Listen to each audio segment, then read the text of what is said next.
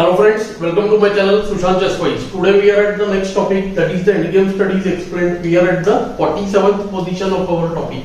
The position is slightly easy and very similar to one of the positions which we have seen before. We can easily make out that the h7 bishop is somewhat badly placed, and the whole theme was about around two ideas. One is the concept of trapping the bishop, and second, using the concept of zugzwang. If we are able to use these two things, then solving the position would be very easy. Such positions can be used for improving our imagination. We can try to calculate the whole thing in our mind.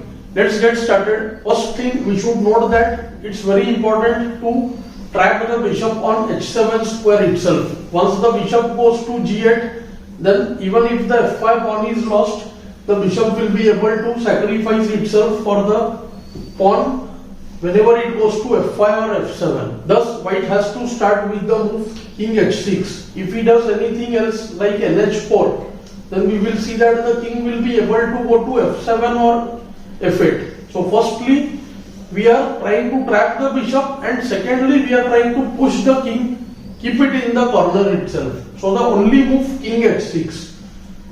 King h6, king h8 forced, and now the first point, knight h4, trapping the bishop on h7 itself, which is very important.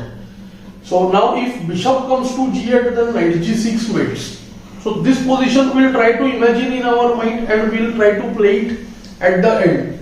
Now only move again kg8. Again the knight has to improve. Knight has got two moves to improve itself. So it goes to f3 now, forcing the king back to h8, only move, and again we have to stop the move bg8. So comes knight e5. When we again see that if bg8, then knight g6 mates. So the position in our mind would be king on h6, knight on e5, bishop on h7. Black is forced to play kg8, and here we are trying to find moves for white again. The position is not quite authentic, I would say, because there are two ways. Whenever there are more ways of winning, we would not consider the study like such a great one. Now one idea is nd7, but in that we can only win the bishop. After nd7 we see that king goes to h8 again, and when white can play nf8, in which he will be able to win the bishop by force, because if bishop g8 then knight g6 mates, and if kg8 then knight h7, and white wins the game. But the better or the stronger move is little difficult to find. Black has just played kg8 and white goes for the move knight c6. Very important idea. Now what we are doing is we are trying to snatch the g8 square from the black king. King goes to h8. If king comes to f8 or f7, h7 bishop is simply lost, and white will soon win the f5 pawn and win the game. After king h8 forced, white has the move knight e7. When we see that, we have forced the bishop to move now. This is the position of zugzwang, forcing bishop g8, and when knight g6 is checkmate.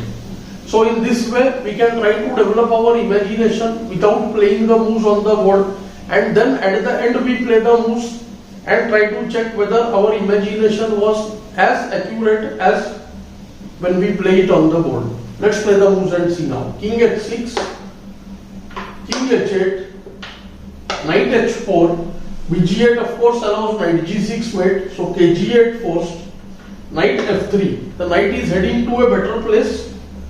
King h8, knight e5, again forcing kg8.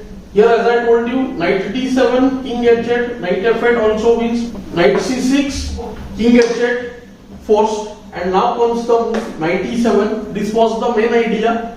Now king cannot go to g8 and black is in a zugzwang. Forced bg8 and then knight g6 mates. Although the position was somewhat easy, I found it very interesting. I hope you are finding the positions useful. Do like, share and subscribe the channel. Thanks for your time.